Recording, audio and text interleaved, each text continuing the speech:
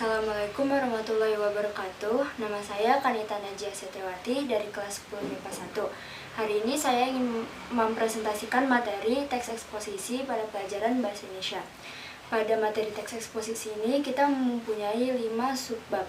Yang pertama ada definisi ciri dan jenis, yang kedua ada identifikasi teks eksposisi, yang ketiga ada pengembangan isi teks eksposisi, yang keempat struktur dan kebahasaan teks eksposisi, dan yang terakhir ada penyusunan teks eksposisi.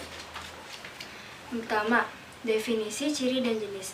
Teks eksposisi merupakan paparan yang bertujuan memberitahu atau menerangkan sesuatu.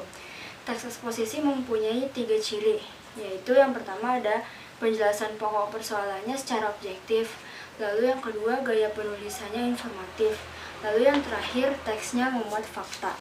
Teks eksposisi mempunyai 6 jenis.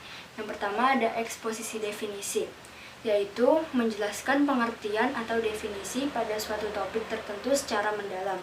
Yang kedua eksposisi identifikasi, yaitu sebuah teks karangan yang menyebutkan ciri-ciri.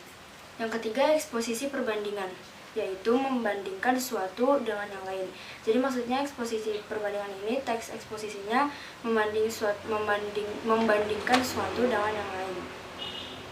Lalu ada eksposisi ilustrasi, yaitu suatu jenis paragraf yang memaparkan informasi atau pembahasan suatu topik dengan metode menampilkan gambaran.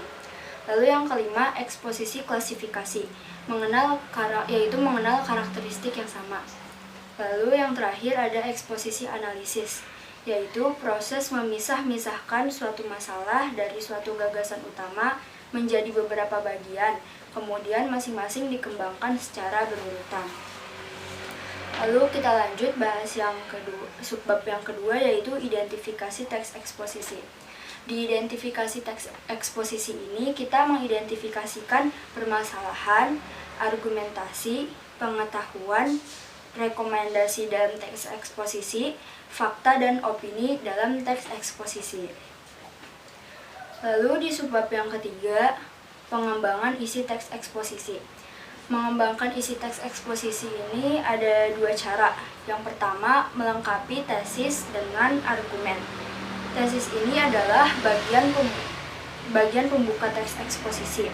Tesis ini berisi pernyataan pendapat dan biasanya tesis ini merupakan gagasan pokok di dalam teks eksposisi. Lalu cara yang kedua yaitu menyampaikan kembali isi teks eksposisi dengan gaya bahasa yang berbeda. Maksudnya itu kita menyampaikan kembali teks eksposisi dengan gaya bahasa kita masing-masing. Lalu kita ke struktur dan kebahasaan teks eksposisi.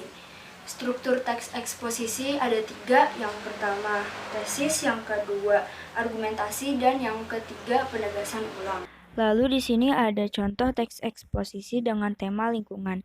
Saya akan menunjukkan struktur teks eksposisi pada contoh teks eksposisi ini. Paragraf 1 itu merupakan tesis, paragraf kedua itu argumentasi, dan paragraf ketiga merupakan penegasan ulang.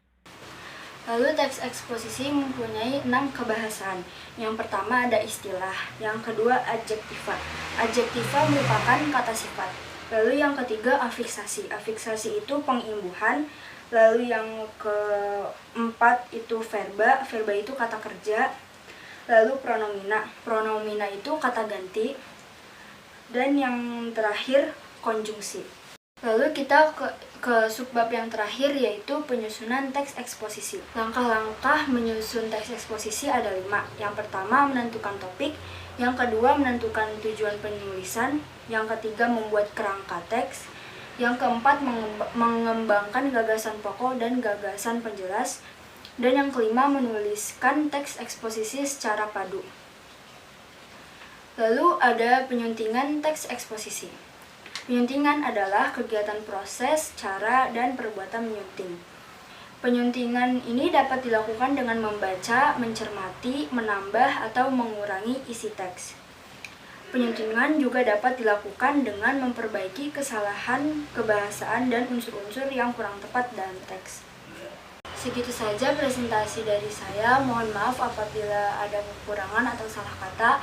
Wabillahi taufiq wal hidayah. Wassalamualaikum warahmatullahi wabarakatuh.